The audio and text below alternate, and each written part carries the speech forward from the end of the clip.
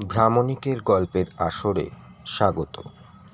আজকে পড়ছি শিব খেরার রচিত একটি বেস্ট সেলার বই, তুমিও জিতবে বা ইউ ক্যান উইন। আমরা প্রথম পর্বে জেনেছি বেলুনের কাহিনী। বেলুন আকাশে ওড়ে কিভাবে,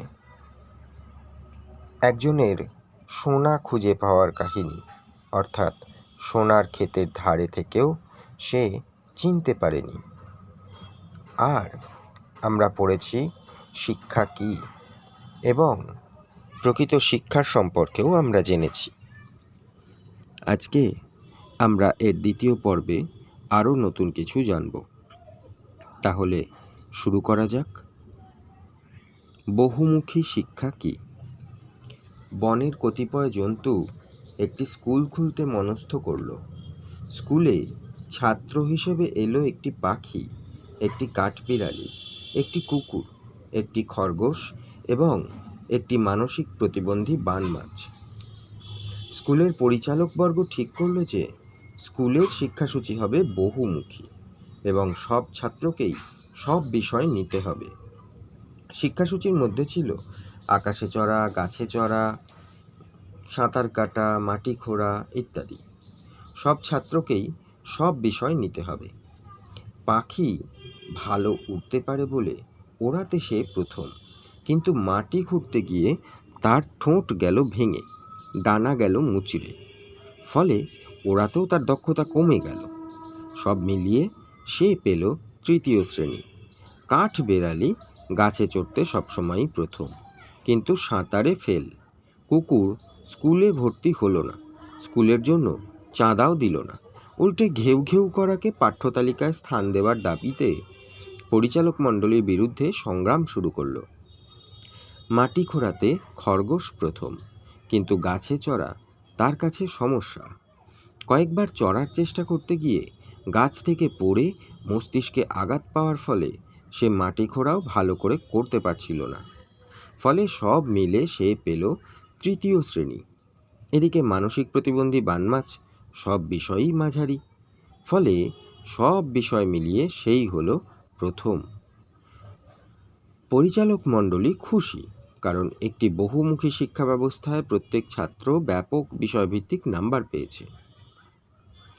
কিন্তু বহুমুখী শিক্ষার প্রকৃত অর্থ হল ছাত্রদের যে যে বিষয়ে দক্ষতা আছে এবং স্বাভাবিকভাবে শিক্ষা গ্রহণ করার প্রবণতা আছে তাকে ক্ষুণ্ণ না করে সেই বিষয়ের দক্ষতাকে আরও উন্নত করে জীবন সংগ্রামের জন্য প্রস্তুত করা।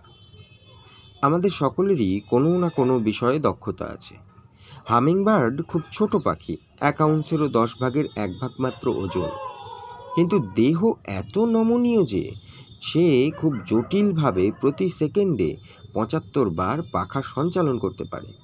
ফলে হামিংবার্ড ফুলের উপর উড়ে উড়ে মধুপান করতে পারে, কিন্তু সোজা আকাশে উঠতে, বাতাসে ভেসে বেড়াতে কিংবা লাফিয়ে লাফিয়ে মাটির উপর বেড়াতে পারে না।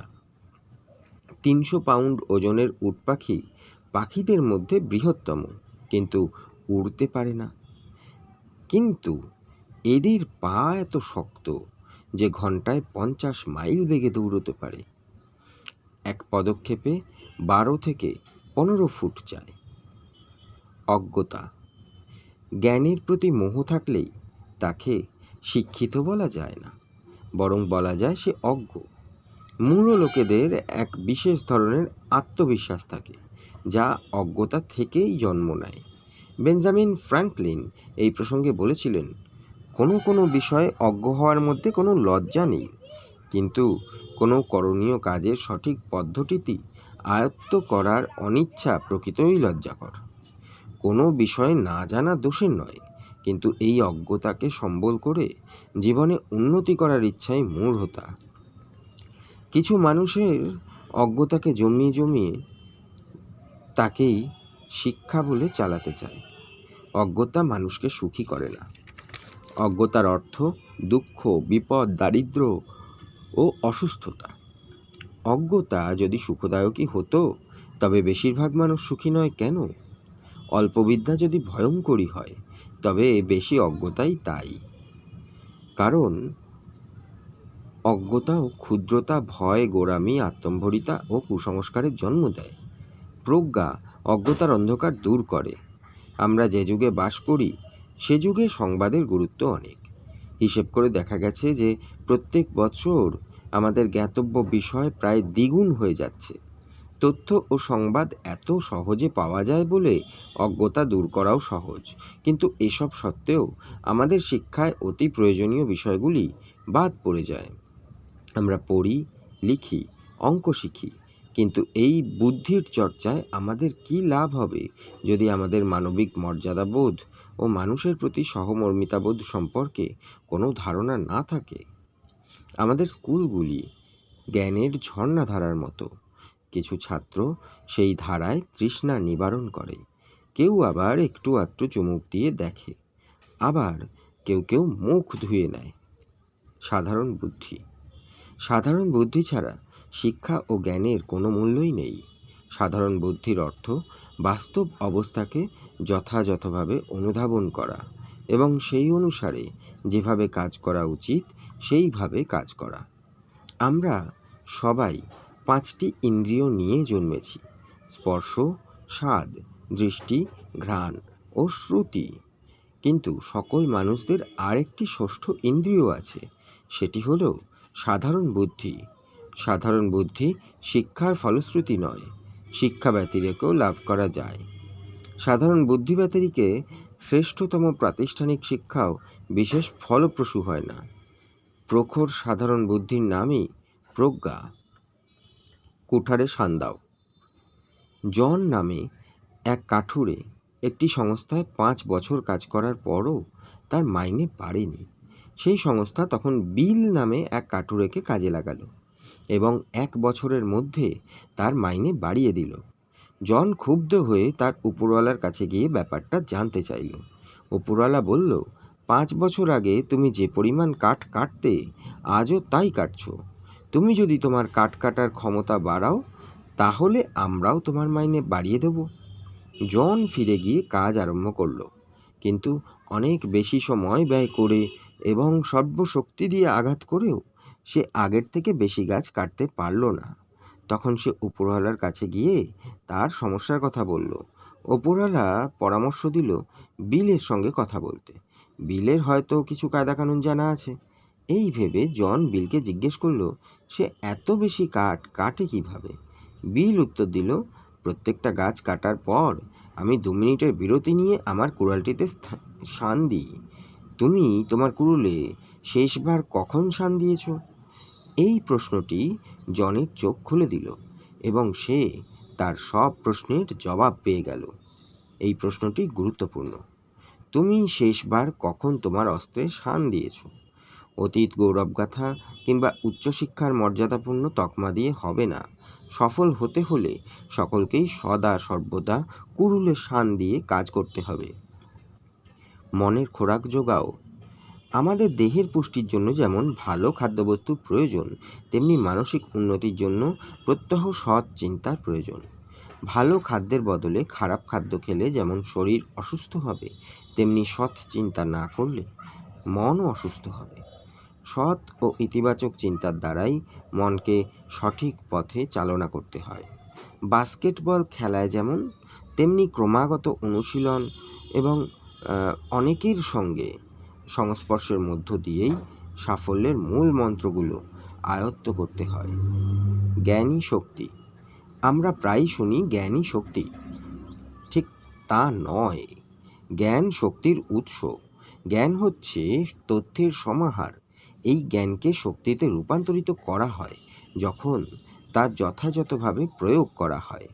যে মানুষ পড়তে জানে না আর যে পড়তে জেনেও পড়ে না, তাদের মধ্যে বিশেষ কোনো তফাৎ নেই। জ্ঞান অর্জন খাদ্য গ্রহণের মতো কতটা খাওয়া হচ্ছে তার উপর স্বাস্থ্য নির্ভর করে না, কতটা হজম হচ্ছে তার উপর স্বাস্থ্য নির্ভর করে। জ্ঞান শক্তির উৎস, আর প্রজ্ঞা যা হচ্ছে জ্ঞানের নির্যাস, প্রকৃত শক্তি। শিক্ষা অনেকভাবেই গ্রহণ করা যায়। কেবল স্কুল কলেজের ডিগ্রি বা গ্রেডই শিক্ষার মান নির্ধারণ করে না।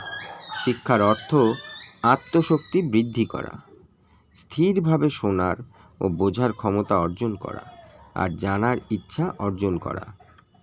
মাংসপেশির সংকোচন ও প্রসারণ যেমন ব্যায়ামের উপর নির্ভর করে, সেইভাবে আমাদের মনও কতটা সংকুচিত বা প্রসারিত হবে তা নির্ভর করে মানসিক ব্যায়ামের উপর। ডেরেক বোক বলেছেন, শিক্ষাকে যদি দুর্মূল্য মনে হয় তবে অজ্ঞতাই বাঞ্ছনীয়। শিক্ষা যেন একটি ভাণ্ডার বিশেষ। ইতিবাচক চিন্তাশীলরা অ্যাথলেটদের মতো, তারা অনুশীলনের দ্বারা তাদের পরিশ্রমের ক্ষমতা এত বাড়িয়ে নিতে পারে যে প্রতিযোগিতার সময় সেই ভাণ্ডার থেকে খরচ করতে পারে। অনুশীলন না করলে ভাণ্ডারে সঞ্চয়ও বাড়ে না এবং সেই সঞ্চয় থেকে ব্যয়ও করা যায় না। এইভাবে চিন্তাশীলরা নিয়মিতভাবে পরিচ্ছন্ন, দৃঢ় ও ইতিবাচক চিন্তার দ্বারা তাদের মনের সমৃদ্ধি ঘটান এবং একটি ইতিবাচক মনোভাব গড়ে তোলেন। একথা তারা জানেন যে ইতিবাচক দৃষ্টিভঙ্গি থাকলে নঞ্চত্বক চিন্তার সঙ্গে প্রতিঘাত অবশ্যম্ভাবী, এবং ইতিবাচক দৃষ্টিভঙ্গি যদি দৃঢ়ভাবে ইতিবাচক চিন্তার ওপর প্রতিষ্ঠিত না হয় তবে নঞ্চত্বক চিন্তাকে জয় করা সহজ হবে না। শেষ পর্যন্ত হয়তো নঞ্চত্বক চিন্তাই প্রবল হয়ে উঠবে। যারা ইতিবাচক চিন্তা করেন তারা মূর্খ নন এবং তারা চোখ বুজে পথ চলেন না। তারা বিজয়ীর দলে এবং সেই জন্যই তারা তাদের সীমাবদ্ধতা সম্পর্কে অবহিত। তাই তারা সীমাবদ্ধতাকে জয় করে তাদের ক্ষমতাকেই তুলে ধরার চেষ্টা করেন। কিন্তু যারা পরাজিতের দলে তারা তাদের ক্ষমতা সম্পর্কে একটি অবাস্তব ধারণা পোষণ করেন, কিন্তু যা তুলে ধরেন তা আসলে তাদের দুর্বলতা। পঞ্চম পদ্ধতি, ইতিবাচক আত্মমর্যাদাবোধ গড়ে তুলুন। Build a positive self esteem. আত্মমর্যাদাবোধ কি? নিজের ব্যক্তিত্ব সম্পর্কে নিজের যা মূল্যায়ন তাই আত্মমর্যাদাবোধ। আমরা যখন অন্তরে একটা স্বাচ্ছন্দ্য ও তৃপ্তি বোধ করি তখন আমাদের কাজ কর্মের মানও উন্নত হয় এবং বাড়িতে কিংবা কর্মস্থলে সবার সঙ্গে সম্পর্ক ভালো থাকে। সারা পৃথিবী তখন সুন্দর মনে হয়। আমাদের অন্তরের অনুভূতি এবং বাইরের কাজকর্মের মধ্যে একটা সরাসরি যোগসূত্র আছে। কিভাবে ইতিবাচক আত্মমর্যাদাবোধ গড়ে তোলা যায়? দ্রুত ইতিবাচক আত্মমর্যাদাবোধ গড়ে তুলতে হলে মানুষের জন্য এমন কিছু ভালো কাজ করতে হবে যার প্রতিদান কেউ মূল্য বা জিনিসের মাধ্যমে দিতে পারবে না। কয়েক বছর জেলের বন্দীদের মধ্যে সুস্থ মনোভাব ও আত্মমর্যাদাবোধ শিক্ষা দেওয়ার ভার নিয়েছিলাম। কয়েক সপ্তাহের মধ্যে আমি যা শিখলাম তা কয়েক বছরেও শিখতে পারিনি। প্রায় 2 সপ্তাহ ধরে আমার একটি কার্যক্রমে যোগ দেওয়ার পর একজন কয়েদি আমাকে জিজ্ঞেস করলো, শিব, আমি তোমার সঙ্গে কথা বলতে চাই। আমি 2 সপ্তাহের মধ্যে জেল থেকে ছাড়া পাবো। আমি জিজ্ঞেস করলাম, এই যে মনোভাব তৈরি করার কার্যক্রমে তুমি যোগ দিয়েছ সেখানে তুমি কি শিখেছ? একটু ভেবে কয়েদিটি বলল যে নিজের সম্পর্কে তার ধারণা ভালো হয়ে গেছে। আমি বললাম, ভালো মানে কি? আমাকে নির্দিষ্ট করে বলো তোমার কোন ব্যবহার বদলে গিয়েছে। আমার বিশ্বাস, যথার্থ শিক্ষা দিতে না পারলে ব্যবহারের পরিবর্তন ঘটে না। কয়েদিটি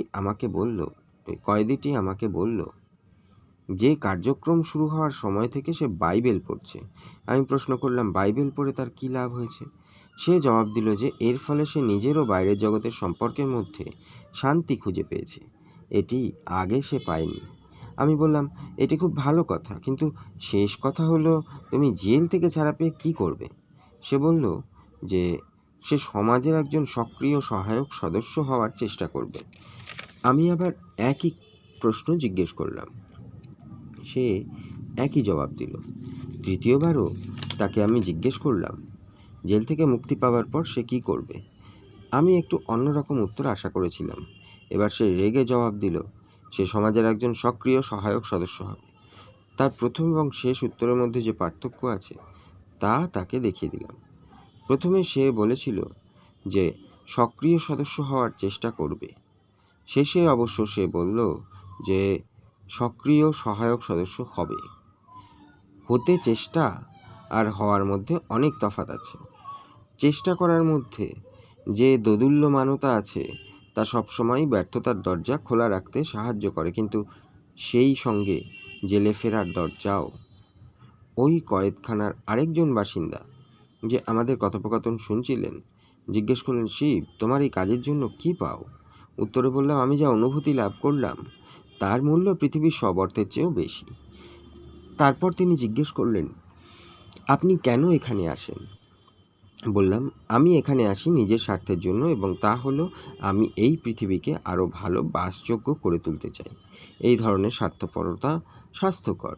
সংক্ষেপে বলতে গেলে, তুমি যা দেবে তা সর্বদাই ফিরে পাবে। তা বলে কিছু ফিরে পাওয়ার ইচ্ছে নিয়ে তুমি কিছু বিনিয়োগ করবে না। আর একজন কয়েদি বলল, একজন মানুষ যা করে তা তার নিজের ব্যাপার। একজন মাদকাসক্ত যখন মদ খায় তখন তাতে কারোর কিছুই করার থাকে না। তুমি তার বিষয়ে মাথা ঘামাও কেন? উত্তরে বললাম, বন্ধু, তোমার কথা কিন্তু সম্পূর্ণ মেনে নেওয়া যায় না। যে কেউ মাদকদ্রব্য গ্রহণ করলে আমার মাথা ব্যথার কিছু নেই।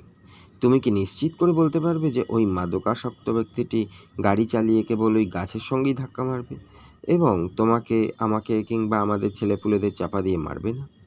আর এই ব্যাপার যদি নিশ্চিত আশ্বাস দিতে না পারো, তবে আমার কথা মেনে নাও যে মাদকাসক্তদের মাদক ছাড়ানো আমার কাজ। তাদের গাড়ি চালানো থেকেও বিরত রাখা উচিত। জীবনটা আমার, আমার জীবন নিয়ে আমি যা ইচ্ছে তাই করব, এই ধারণাটা ক্ষতিকারক। সাধারণত লোকে এর গুহ্য অর্থটি অগ্রাহ্য করে, সহজ অর্থটি গ্রহণ করে। নিতান্ত আত্মকেন্দ্রিক অর্থটি এই বাক্যটি প্রকৃত অর্থ নয়। আত্মকেন্দ্রিক মানুষ ভুলে যায় যে আমরা বিচ্ছিন্নভাবে বাঁচতে পারি না। আমি যা করি তা যেমন আমার আশপাশের লোককে এবং অন্যরা যা করে তা আমাকে প্রভাবিত করে। আমরা বিভিন্নভাবে পরস্পরের সঙ্গে সংযোজিত ও নির্ভরশীল। একথা অনুধাবন করা দরকার যে আমরা সবাই এই গ্রহের অংশীদার এবং আমাদের কাজকর্ম সেই অনুসারে দায়িত্বশীল হওয়া দরকার। পৃথিবীতে দু রকমের মানুষ আছে। এক রকম যারা সব কিছু গ্রহণ করে, দুই যারা সব কিছু দিয়ে যেতে পারে। যারা নিতে জানে তারা খায় ভালো, আর যারা দিতে জানে তারা ঘুমোয় ভালো। যারা দিতে জানে তাদের কাছে আছে প্রখর আত্মমর্যাদাবোধ, একটি ইতিবাচক মনোভাব, এবং তারা সমাজ সেবায় আগ্রহী। অবশ্য সমাজসেবার অর্থ বর্তমানে নেতা তথা রাজনীতিকদের ছদ্ম সমাজসেবা নয়। এরা প্রকৃতপক্ষে সমাজসেবার নামে নিজেদেরই সেবা করে থাকে। প্রত্যেক মানুষেরই কিছু নেওয়ার প্রয়োজন হয় এবং নিতেও হয়, কিন্তু একজন সুস্থ মানসিকতার প্রখর আত্মমর্যাদাবোধ সম্পন্ন ব্যক্তি কেবলমাত্র গ্রহণ করে না, দেওয়ারও চেষ্টা করেন। এক ব্যক্তি সকালে যখন তার গাড়ি ধোয়া মোছা করছিলেন তখন প্রতিবেশী জিজ্ঞেস করলেন, গাড়িটি কখন কিনলেন? তিনি বললেন, আর ভাই গাড়িটি দিয়েছেন। প্রতিবেশী আক্ষেপ করে বললেন, আমার যদি এইরকম একটা গাড়ি থাকতো। গাড়ির মালিক মন্তব্য করলেন, আপনার যদি আমার ভাইয়ের মতো একটি ভাই থাকতো। প্রতিবেশীর স্ত্রী এই বাক্যালাপ শুনছিলেন। তার মন্তব্য হলো, আহা, আমি যদি ভাই হতাম। প্রাপ্তির প্রত্যাশায় মানুষের চিন্তা কিরূপ তির্যক পথ নেয়। পদ্ধতি 6, নেতিবাচক প্রভাব থেকে দূরে থাকুন। Stay away from negative influences. আজকের দিনে অল্প বয়সীরা বয়স্কদের ব্যবহার থেকে এবং বিভিন্ন সংবাদ মাধ্যমগুলি থেকে অনেক কিছু শেখে। তারা তাদের সমবয়স্কদের চাপেও পড়ে। কেবল অল্প বয়স্কা নয়, বয়স্করাও এই সহকর্মী ও সমগোত্রীয়দের চাপের শিকার হয়। আত্মমর্যাদার অভাবে এরা তাদের নেতিবাচক প্রভাবকে অস্বীকার করতে পারে না। এই নঞ্চটক বা নেতিবাচক প্রভাব কী রকম? নেতিবাচক মানুষ।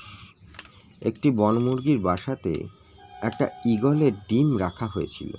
বনমুরগি ডিমে তা দিয়ে যে বাচ্চা হলো সে বনমুরগি বলেই পালিত হলো, কিন্তু ক্রমে সেই ঈগলের বাচ্চা দেখতে ঈগলের মতো হলেও বনমুরগির স্বভাবই পেল। সে খাবারের জন্য আস্তাকুড়ে আঁচড়াত, বনমুরগির মতো ডাক ছাড়ত এবং কয়েক ফুটের বেশি উঠত না। বনমুরগি বেশি উঠতে পারে না। একদিন সে একটি ঈগলকে মহিমাময় ভঙ্গিতে সাবলীলভাবে আকাশে উঠতে দেখল। সে তখন অন্য সঙ্গীদের বলল, ওই সুন্দর পাখিটি কি পাখি? বনমুরগিরা বলল, ওটি ঈগল, একটি অসাধারণ পাখি, কিন্তু তুমি ওর মতো উঠতে পারবে না, কারণ তুমি একটি বনমুরগি হয়ে গেছো। বনমুরগিদের সঙ্গী ঈগল এরপর এই কথা সত্য মনে করে বনমুরগিদের একজন হয়ে জীবনযাপন করে একদিন বনমুরগি লীলা সাঙ্গ করল। বেচারা জানলই না যে সে আসলে ঈগল। সে জন্মেছিল ঈগল হয়ে, কিন্তু পারিপার্শ্বিক অবস্থা তাকে ঈগল হয়ে ওঠার সুযোগ দিল না। জন্মেছিল আকাশের উঁচুতে ওড়ার জন্য, কিন্তু ঘটনাচক্রে আস্তাকুড়ের পরিবেশকে এড়াতে পারল না। অধিকাংশ মানুষ সম্পর্কেই এই কথা সত্য। জীবন সম্পর্কে দুর্ভাগ্যজনক সত্যটি অলিভার ওয়েন্ডেল হোমসের ভাষায় প্রকাশ করা যায়। বেশিরভাগ মানুষই যখন জীবনের অন্তিম লগ্নে পৌঁছয় তখনও তাদের মধ্যে কিছু করার ক্ষমতা অবশিষ্ট থাকে। আমরা সমস্তটুকু সদ্ব্যবহার করতে পারি না, তার কারণ আমাদের দূরদৃষ্টির অভাব। ঈগলের মতো উঁচুতে উঠতে হলে ঈগলের ক্ষমতা আয়ত্ত করতে হবে। সফল ব্যক্তিদের সান্নিধ্যে সফল হওয়ার সম্ভাবনা, চিন্তাশীলদের সান্নিধ্যে ভাবুক হওয়ার সম্ভাবনা, দানী ব্যক্তিদের সান্নিধ্যে দানী হওয়ার সম্ভাবনা, আবার ছিদ্রান্বেষীদের সান্নিধ্যে ছিদ্রান্বেষী হওয়ার সম্ভাবনা থাকে। জীবনে সফল হলে ক্ষুদ্রমনা ব্যক্তিরা বিদ্রূপ করার ও সাফল্যকে ছোট করে দেখানোর চেষ্টা করে। তাদের সঙ্গে লড়াই না করলেই আপনি জয়ী হবেন। সামরিক কৌশলও সেই রকম। যদি কেউ আপনাকে আঘাত করার জন্য লক্ষ্য করে, তবে আঘাত আটকানোর চেষ্টা না করে সরে দাঁড়াবেন, কারণ আঘাত আটকাতে গেলে শক্তির প্রয়োজন। শক্তির অপচয় না করে অন্য উৎপাদনশীল কাজে শক্তি প্রয়োগই শ্রেয়। ক্ষুদ্রমানা ব্যক্তিদের সঙ্গে লড়তে গেলে তাদের স্তরে নেমে আসতে হয়। তারাও তাই চায়। এই সমস্ত লোকেরা টেনে সবাইকে তাদের স্তরে নামিয়ে আনুক, এরকম হতে দেবেন না। স্মরণ রাখা উচিত, কী ধরনের মানুষের সঙ্গে মেলামেশা করে, শুধু তাই দিয়ে নয়, তাদের কাদের সঙ্গ এড়িয়ে চলে তাই দিয়েও মানুষের চরিত্র বিচার হয়। ধূমপান, মাদক ও মদ। লেডি অ্যাস্টার বলেছেন, আমার আনন্দময় সময়টি কখন তা জানার জন্যই মদ খাই না। মদ্যপান মানুষের সংযম নষ্ট করে, তার উৎকণ্ঠা প্রদর্শন প্রবণতা বাড়িয়ে দেয়। বিভিন্ন দেশ সফরের সময় লক্ষ্য করেছি যে কয়েকটি দেশে মদ্যপান একটি জাতীয় অবসর বিনোদনের উপায়ে পরিণত হয়েছে। যদি মদ্যপান না করেন তবে তারা সন্দেহ করবেন আপনার কোনো অসুখ বিসুখ আছে।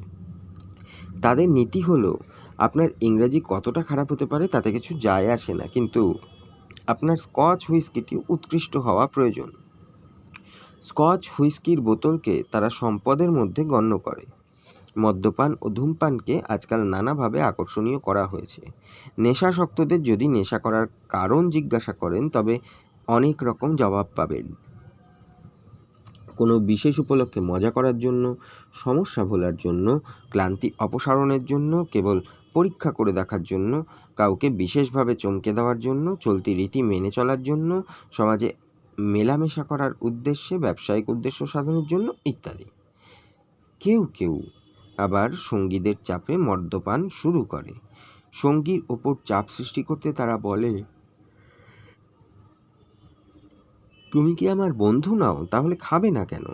কিংবা আমার স্বাস্থ্যের জন্য এক পেগ নাও, কিংবা রাস্তার জন্য এক পেগ, ইত্যাদি। একজন অনামা কবির একটি কবিতা দিয়ে এই বিষয়ে প্রাসঙ্গিক মনে হয়েছে। আমি শুঁড়িখানায় তোমার স্বাস্থ্য পান করেছি, আমি আমার বাড়িতে তোমার স্বাস্থ্য পান করেছি, আমি এতবার চুলোয় যাক তোমার স্বাস্থ্য পান করেছি যে আমার নিজের স্বাস্থ্যকে প্রায় ধ্বংস করে ফেলেছি। মদ্যপানের পর মোটর চালাতে গিয়ে জীবন নষ্ট হয়। জেরি জনসন লিখেছেন, আমেরিকান হসপিটাল অ্যাসোসিয়েশনের রিপোর্ট অনুসারে হাসপাতালের প্রায় অর্ধেক রোগী মাদক সম্পর্কিত সমস্যায় ভর্তি হয়। ন্যাশনাল সেফটি কাউন্সিল এর 1989 সালের অ্যাক্সিডেন্ট ফ্যাক্টস এডিশন অনুসারে প্রতি 60 সেকেন্ডে মদ্যপানজনিত দুর্ঘটনায় একজন আহত হয়। অশ্লীল রচনা। অশ্লীল সাহিত্য বিশেষ করে মহিলা ও শিশুদের অমানবিক স্তরে অবনয়ন ঘটায়। অশ্লীল রচনা ও ছবির ব্যবহারের ফলাফল নিম্নরূপ: মহিলাদের প্রতি এক অমানবিক দৃষ্টিভঙ্গি গড়ে ওঠে, শিশুদের আক্রান্ত হওয়ার মানসিকতার সম্ভাবনা বাড়ে,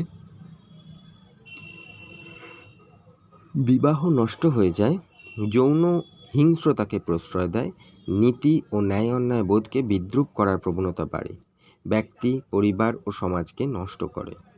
আমেরিকায় প্রতি 46 সেকেন্ডে একজন মহিলা ধর্ষিতা হন। 86% ধর্ষণকারী স্বীকার করেছে যে তারা নিয়মিত অশ্লীল রচনা, চিত্র ইত্যাদি ব্যবহার করে এবং 57% স্বীকার করেছে তারা ধর্ষণের বা অনুরূপ যৌন অপরাধের সময় অশ্লীল রচনা ও ছবির অনুকরণ করেছে। খুবই দুঃখের বিষয় যে অশ্লীল রচনা ও ছবির ব্যবসায়ীরা এই নীচ ব্যবসা করে পয়সা উপার্জন করে, কিন্তু যে অসুস্থ মানুষরা এইগুলি কেনেন তারা কঠোর ভাষায় নিন্দার যোগ্য। না ধর্মী চলচ্চিত্র ও টেলিভিশন কার্যক্রম। আজকাল সিনেমা ও টেলিভিশন অল্প বয়সীদের মূল্যবোধ ও দৃষ্টিভঙ্গি তৈরি করে দেয়। আমেরিকায় একজন তরুণ হাই স্কুলের পাঠ শেষ হওয়ার আগেই অন্তত 20,000 ঘন্টা টেলিভিশন দেখে এবং 1 লক্ষ মদ্য ও মদ্যপান সংক্রান্ত বাণিজ্যিক বিজ্ঞাপন দেখে। এই সমস্ত থেকে একটাই শিক্ষা হয় যে মদ্যপান একটা মজার বিষয়, ধূমপান আকর্ষণীয় ব্যাপার এবং ড্রাগ একটা সাধারণ চালু জিনিস। আশ্চর্য কি, এই অবস্থায় অপরাধ বাড়বে? টেলিভিশনের অবাস্তবতার ফেনায় ভরা নাটকগুলি বিবাহোত্তর বা বিবাহ বহির্ভূত যৌন মিলনকে স্বাভাবিকভাবে দেখায়, ফলে পারস্পরিক দায়বদ্ধতা কমে যায় এবং বিবাহ বিচ্ছেদের সংখ্যা বেড়ে যায়। টেলিভিশন ও সিনেমায় যা দেখে বা সংবাদ মাধ্যমে যা শোনে তার থেকে যেসব দর্শকরা সহজে প্রভাবিত হয় তারা তাদের নৈতিক মানদণ্ড স্থির করে নেয়। একথা অস্বীকার করার উপায় নেই যে প্রচার মাধ্যম কিছু কিছু বিষয়ে আমাদের প্রভাবিত করে। অবজ্ঞাপূর্ণ ব্যবহার। অবজ্ঞাপূর্ণ ব্যবহারের দ্বারা কেবল নিজের আত্মসংযমের ও শৃঙ্খলাবোধের অভাবই প্রমাণিত হয়। Rock music. অনেকগুলি গানের কথা অশ্লীল। আমরা অবচেতনভাবে এরূপ গান ও অঙ্গভঙ্গির দ্বারা প্রভাবিত হয়ে পড়ি। যে কাজ করতে হবে সেই কাজকে ভালোবাসতে শেখা দরকার। আমরা পছন্দ করি বা না করি, কতকগুলি কাজ আমাদের করতে হয়, যেমন বাচ্চাদের জন্য মায়ের যত্ন। এই কাজগুলি সবসময় মজার বিষয় নাও হতে পারে, কিন্তু এই কাজগুলিকে ভালোবেসে অন্তর দিয়ে করলে তবে তা সার্থক হবে। তখন অসম্ভব কাজ করাও সম্ভব হবে। সেন্ট ফ্রান্সিস অফ আসিসি এই সম্পর্কে সার কথা বলেছেন যে যা প্রয়োজনীয় তা শুরু করো, তারপর যা সম্ভবপর তা করা শুরু করো, অবশেষে দেখা যাবে যে অসম্ভব কাজও সম্ভব হচ্ছে। অষ্টম পদ্ধতি: ইতিবাচক ভাবনা দিয়ে দিন শুরু করুন। সকালে কিছু পড়া বা শোনা দরকার যা হবে ইতিবাচক। রাত্রে ঘুম ভালো হলে আমাদেরই ক্লান্তি দূর হয় এবং আমাদের মন গ্রহণ করার জন্য উন্মুখ হয়ে থাকে। এই ইতিবাচক চিন্তা সারা দিনের কাজের সুর বেঁধে দেয় এবং সারা দিন আমাদের মনকে সঠিক অবস্থানে রাখে। আমাদের কাজের প্রণালীতে পরিবর্তন আনতে হলে ইতিবাচক চিন্তা এবং ব্যবহারকে সচেতন প্রয়াসের দ্বারা জীবনের অংশ করে নিতে হবে। প্রতিদিন এরূপ ব্যবহারের অনুশীলন করতে করতে তা অভ্যাসে পরিণত হবে। হার্ভার্ড বিশ্ববিদ্যালয়ের উইলিয়াম জেমস বলেন, যদি নিজেদের জীবন বদলাবার মনস্থ করে থাকো তাহলে তা শুরু করা দরকার এখনই এবং খুব সোচ্চার ও দর্শনীয়ভাবে। বিজয়ী বনাম বিজেতা। বিজয়ীরা সবসময় প্রশ্নের উত্তর খোঁজেন, বিজিতরা প্রশ্নের সমস্যা নিয়ে ব্যস্ত। বিজয়ীদের একটি কার্যক্রম থাকে, বিজিতদের থাকে সব বিষয়েই অজুহাত। বিজয়ীরা বলেন, তোমার হয়ে কাজটা করে দিচ্ছি। বিজিতরা বলেন, এটা আমার কাজ নয়। বিজয়ীরা প্রতি সমস্যার একটা সমাধান দেখতে পান, বিজিতরা প্রতি সমাধানে একটি সমস্যা দেখেন। বিজয়ীরা বলেন, কাজটি কঠিন কিন্তু করা সম্ভব। বিজিতরা বলেন, কাজটি করা গেলেও এটি খুবই কঠিন। বিজয়ীরা ভুল করলে স্বীকার করেন, ভুলটা আমারই। বিজিতরা ভুল করলে বলেন, এটা আমার দোষ নয়। বিজয়ীরা দায়িত্ব গ্রহণ করেন, বিজিতরা প্রতিশ্রুতি দেন। বিজয়ীরা বলেন, আমি অবশ্যই কিছু করব। বিজিতরা বলেন কিছু করা উচিত। বিজয়ী ব্যক্তি দলের একজন সদস্যরূপে কাজ করেন। বিজিত ব্যক্তি দলের থেকে পৃথক একজন হয়ে কাজ করেন। বিজয়ীরা প্রাপ্তির প্রতি নজর দেন, বিজিতরা ক্ষতির দিকে নজর দেন। বিজয়ীরা সম্ভাবনা বিচার করেন, বিজিতরা সমস্যা বিচার করেন। বিজয়ীরা জয়ে বিশ্বাস করেন, বিজিতরা ভাবেন জয়ী হলেও অন্য একজনের পরাজয় হবে। বিজয়ীরা ক্ষমতা ও সম্ভাবনা দেখেন, বিজিতরা দেখেন অতীত। বিজয়ীরা থার্মোস্ট্যাট যন্ত্রের ন্যায় উষ্ণতা নিয়ন্ত্রণ করে, বিজিতরা থার্মোমিটারের ন্যায় উষ্ণতা মাপে। বিজয়ীরা বিবেচনা করে কথা বলে, বিজিতরা যা মনে করে তাই বলে। বিজয়ীরা কঠিন তর্কে মোলায়েম বাক্য ব্যবহার করে, বিজিতরা সহজ বিতর্কে কঠিন বাক্য ব্যবহার করে। বিজয়ীরা মূল্যবোধের ক্ষেত্রে দৃঢ়, কিন্তু সামান্য ব্যাপারে আপোষ করেন। বিজিতরা মূল্যবোধের ক্ষেত্রে আপোষ করেন, কিন্তু সামান্য ব্যাপারে দৃঢ় হন। বিজয়ীরা সহমর্মিতার দর্শন অনুসরণ করেন এবং বলেন যা তুমি নিজের ক্ষেত্রে পছন্দ করো না তা অপরের ক্ষেত্রেও করবে না। বিজিতরা এই নীতি অনুসরণ করেন, তোমার প্রতি কঠোর আচরণ করার আগেই তুমি অপরের প্রতি সেই আচরণ করো। বিজয়ীরা ঘটনা ঘটিয়ে থাকেন, বিজিতরা ঘটনা ঘটতে দেন। বিজয়ীরা জয়ের পরিকল্পনা করে ও প্রস্তুতি নেয়, প্রস্তুতি তাদের নিকট গুরুত্বপূর্ণ। বিজয়ী হওয়ার কার্যকর পদক্ষেপ। বি বা উইনার অ্যাকশন স্টেপস। যে 8টি পদক্ষেপের কথা বলা হয়েছে সেগুলি সংক্ষেপে বিবৃত করে পরিচ্ছেদ শেষ করা যাক। একজন ভালো সন্ধানকারী হন, কাজটি এখনই সম্পন্ন করার অভ্যাস তৈরি করুন। কৃতজ্ঞ হওয়ার মানসিকতা তৈরি করুন। নিরবচ্ছিন্ন শিক্ষার কার্যক্রম গ্রহণ করুন। ইতিবাচক আত্মমর্যাদা বোধ তৈরি করুন। নেতিবাচক প্রভাব থেকে দূরে থাকুন। যে কাজ করতে হবে তার প্রতি ভালোবাসার মনোভাব তৈরি করুন। ইতিবাচক চিন্তা ও কাজের মধ্য দিয়ে দিন শুরু করুন। তাহলে প্রথম অধ্যায়ের দ্বিতীয় পর্ব এই পর্যন্তই। ভালো লাগলে লাইক ও সাবস্ক্রাইব করবেন। এরকম একটি লাইক ও সাবস্ক্রাইব আমাদের আরও নতুন ভিডিও নিয়ে আসতে সাহায্য করে, উৎসাহ প্রদান করে। ধন্যবাদ।